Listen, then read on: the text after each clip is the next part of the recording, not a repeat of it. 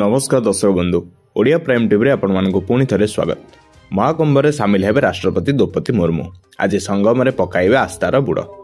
तेबे कौन रही पूरा खबर ताहा जानिबा पूर्वरु आम चैनल को सब्सक्राइब करी बेल आइकन को दबाई दियंतु। सोमवार महाकुंभ रे पहुंचीबे राष्ट्रपति द्रौपदी मुर्मू। से सकाळ 11 प्रयागराज पहुंचला बेले सेठारे अपराह्न 4टा जाय रहिबार कार्यक्रम रहिछि।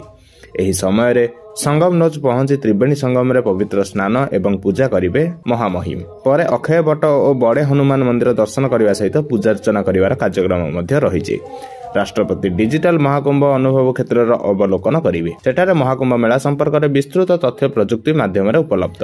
राष्ट्रपति गस्त को दृष्टि रखी प्रयागराज में सुरक्षा व्यवस्था को कड़ाकड़ी कर समय उत्तर प्रदेश मुख्यमंत्री योगी आदित्यनाथ भी उपस्थित रहिबे। देशर प्रथम नागरिकों संगम में बुड़ पकाइबार यह ऐतिहासिक क्षण हेबो।